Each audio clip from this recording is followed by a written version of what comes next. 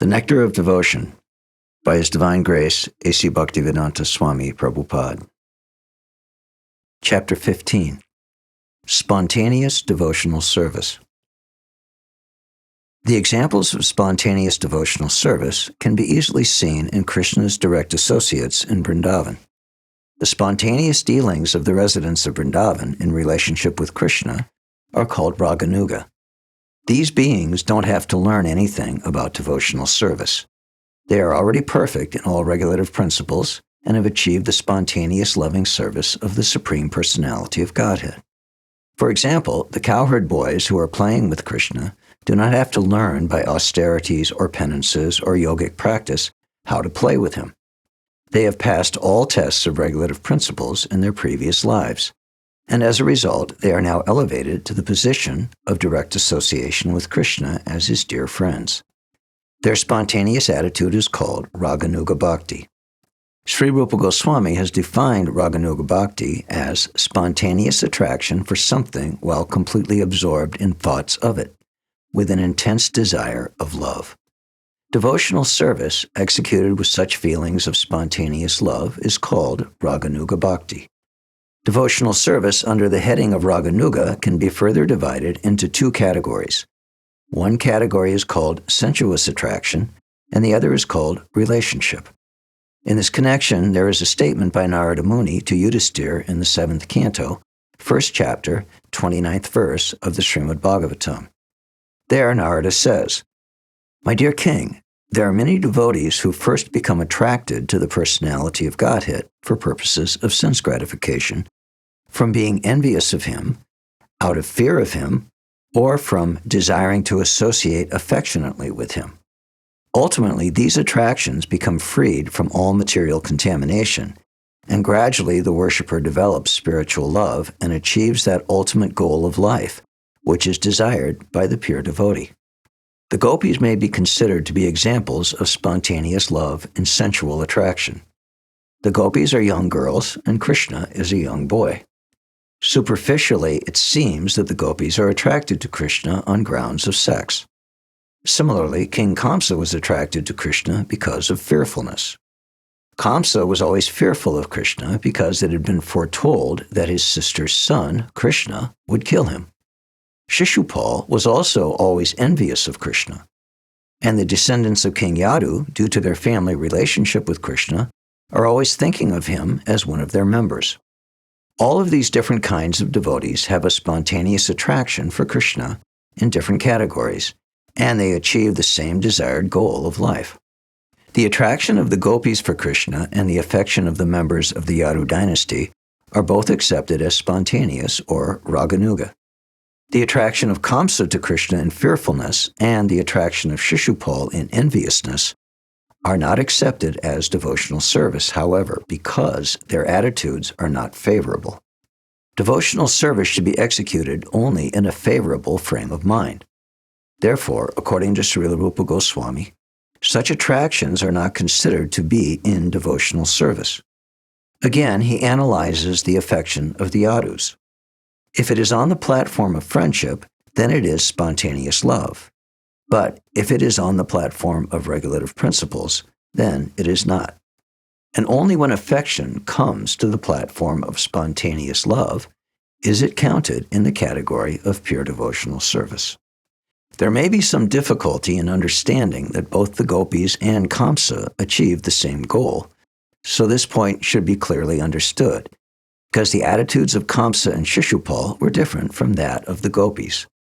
Although in all these cases the focus is on the Supreme Personality of Godhead, and all of the devotees are elevated to the spiritual world, there is still a distinction between these two classes of souls. In the First Canto of Śrīmad-Bhāgavatam, it is said that the absolute truth is one, and that he is manifested as impersonal Brahman, Paramātmā or Supersoul, and Bhagavān, the Supreme Personality of Godhead. Here is a spiritual distinction. Although Brahman, Paramātmā, and Bhagavān are the same and one absolute truth, still devotees like Kamsa or Shishupal could attain only to the Brahman effulgence. They could not have realization of Paramātmā or Bhagavān. That is the distinction. An analogy can be given with a sun globe and the sunshine. To remain in the sunshine does not mean one has gone to the sun globe. The temperature of the sun globe is different from the temperature of the sunshine. One who has gone through the sunshine in jet planes or in spaceships has not necessarily gone to the sun globe. Although the sunshine and the sun globe are actually one and the same, still there is a distinction, for one is the energy and one is the energetic source. The absolute truth and his bodily effulgence are in the same way simultaneously one and different. Kamsa and Shishupal attained to the absolute truth, but they were not allowed to enter into the Goloka Vrindavan abode. Impersonalists and the enemies of the Lord are, because of attraction to God, allowed to enter into his kingdom, but they are not allowed to enter into the Vaikuntha planets or the Goloka Vrindavan planet of the Supreme Lord. To enter the kingdom and to enter the king's palace are not the same thing. Srila Rupa Goswami is trying here to describe the different achievements of the impersonalists and the personalists. Generally, those who are impersonalist and inimical to the Supreme Personality of Godhead get entrance only into the impersonal Brahman when and if they reach spiritual perfection. The impersonalist philosophers are in one sense like the enemies of the Lord because the out-and-out enemies of the Lord and the impersonalists are both allowed to enter only into the impersonal effulgence of the Brahmajyoti. So it is to be understood that they are of similar classification. And actually, the impersonalists are enemies of God because they cannot tolerate the unparalleled opulence of the Lord. They try always to place themselves on the same level with the Lord. That is due to their envious attitude. Sri Chaitanya Mahaprabhu has proclaimed the impersonalists to be offenders of the Lord. The Lord is so kind, however, that even though they are his enemies, they are still allowed to enter into the spiritual kingdom and remain in the impersonal Brahmajyoti, the undifferentiated light of the Absolute. Sometimes an impersonalist may gradually elevate himself to the personal conception of the Lord. The Bhagavad-gita confirms this. After many births and deaths, he who is actually in knowledge surrenders unto me. By such surrender, an impersonalist can be elevated to the Vaikuntha Loka, spiritual planet, where, as a surrendered soul, he attains bodily features like the Lord. In the Brahmanda Purana it is stated, those who have achieved liberation from material contamination, and those who are demons and are killed by the Supreme Personality of Godhead, become absorbed in the Brahman concept of life and reside in the spiritual sky of the Brahmajyoti. That spiritual sky is far beyond the material sky, and it is confirmed also in the Bhagavad-gita that beyond this material sky there is another eternal sky. The enemies and the impersonalists may be allowed to enter into this Brahman effulgence, but the devotees of Krishna are promoted all the way to the spiritual planets. Because the pure devotees have developed their spontaneous love for the Supreme Personality of Godhead, they are allowed to enter into the spiritual planets to enjoy spiritual bliss and association with the Supreme Personality of Godhead. In the 10th canto, 87th chapter, 19th verse of Śrīmad-Bhāgavatam, the Vedas personified address the Lord in this way. My dear Lord, yogis meditate upon your localized features, and thus they achieve the spiritual perfection of being merged in the impersonal Brahmajyoti. Persons who treat you as an enemy achieve the same perfection without meditating. The gopis, who are embraced by your serpentine hands and who have such lusty attitudes, also achieve the same perfection.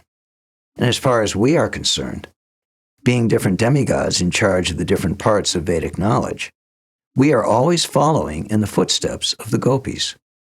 Thus we hope to attain the same perfection. By the same perfection, we must always remember the example of the sun and the sunshine.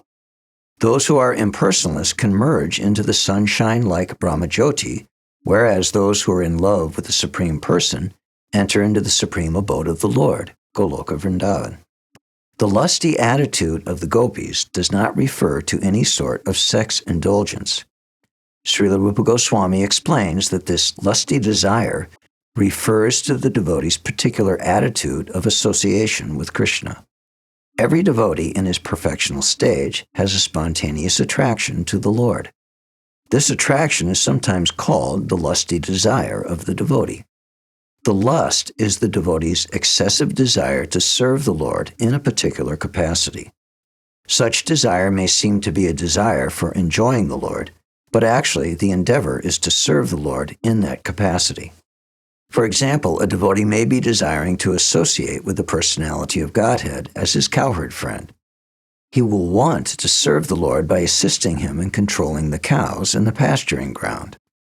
This may appear to be a desire to enjoy the company of the Lord, but actually it is spontaneous love, serving him by assisting and managing the transcendental cows. This extreme desire to serve the Lord is manifest in the transcendental land of Braj, and it is specifically manifested amongst the gopis. The gopis' love for Krishna is so elevated that for our understanding it is sometimes explained as being lusty desire. The author of Sri Chaitanya Charitamrita, Kaviraj Krishnadas, has explained the distinction between lusty desire and the service attitude in this statement. Lusty desire refers to the desire to gratify one's personal senses, and transcendental desire refers to the desire for serving the senses of the Lord. In the material world, there is no such thing as a lover wanting to please the senses of his beloved. Actually, in the material world, everyone wants mainly to gratify his own personal senses. The gopis, however, wanted nothing at all but to gratify the senses of the Lord, and there is no instance of this in the material world. Therefore, the gopis' ecstatic love for Krishna is sometimes described by scholars as being like the lusty desire of the material world. But actually, this should not be taken as a literal fact. It is simply a way of trying to understand the transcendental situation. Great devotees up to the standard of Uddhava are very dear friends of the Lord, and they desire to follow in the footsteps of the gopis.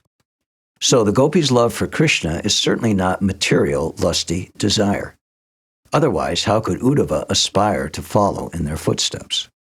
Another instance is Lord Chaitanya himself. After accepting the sannyas order of life, he was very, very strict about avoiding association with women. But still he taught that there is no better method of worshiping Krishna than that conceived by the gopis. Thus, the gopis' method of worshiping the Lord, as if impelled by lusty desire, was praised very highly even by Sri Chaitanya Mahaprabhu. This very fact means that although the attraction of the gopis for Krishna appears to be lusty, it is not in the least bit material. Unless one is fully situated in the transcendental position, it is very difficult to understand the relationship of the gopis with Krishna. But because it appears to be just like ordinary dealings of young boys and girls, it is sometimes misinterpreted to be like the ordinary sex of this material world. Unfortunately, persons who cannot understand the transcendental nature of the love affairs of the gopis and Krishna take it for granted that Krishna's love affairs with the gopis are mundane transactions, and therefore they sometimes indulge in painting licentious pictures in some modernistic style. On the other hand, the lusty desire of Kubja is described by learned scholars as being almost lusty desire. Kubja was a hunchback woman who also wanted Krishna with a great ecstatic love. But her desire for Krishna was almost mundane, and so her love cannot be compared with the love of the gopis. Her loving affection for Krishna is called kama-praya, or almost like the gopis' love for Krishna.